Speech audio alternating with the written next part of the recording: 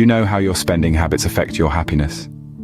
It's an intriguing question that's at the heart of the book, Happy Money, The Science of Happier Spending, by Elizabeth Dunn and Michael Norton. This enlightening piece of literature delves into the fascinating intersection of personal finance and emotional well-being, offering scientific insights on how the way we spend our money can significantly influence our happiness. One of the key learnings from Happy Money is the importance of how we spend. Dunn and Norton emphasize that it's not just about how much money we have, but rather how we choose to use it that can make a profound difference in our overall happiness. Another powerful insight from the book is the idea of investing in experiences. Whether it's a trip to a new place, a concert, or a cooking class, experiences tend to offer more lasting happiness than material possessions.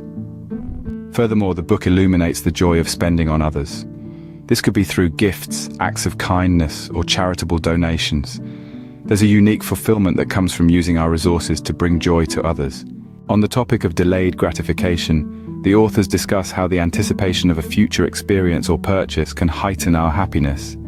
It's about savoring the waiting period, which can sometimes be even more enjoyable than the event itself. The book also suggests buying time for yourself.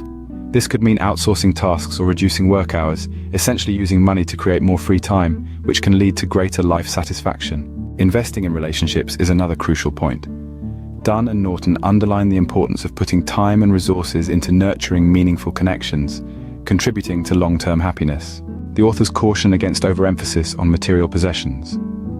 While they can provide momentary joy, they often don't contribute to lasting happiness in the same way as experiences and relationships do. They also encourage budgeting for experiences and relationships. Allocating a portion of your budget for activities that bring joy and strengthen relationships can be a wise investment for your happiness. The book underscores the importance of mindfulness in spending. Being aware of how your spending aligns with your personal values can lead to more intentional and fulfilling purchases. Finally, Dunn and Norton discuss balancing present and future happiness. They provide strategies for achieving a harmony between immediate gratification and long-term well-being through thoughtful spending. Happy Money serves as a guide to understanding the emotional and psychological impact of our financial choices. As you consider these insights, remember to adapt the advice to your individual circumstances and consult with financial professionals for personalized guidance. So the next time you're about to make a purchase, ask yourself, is this spending going to contribute to my happiness?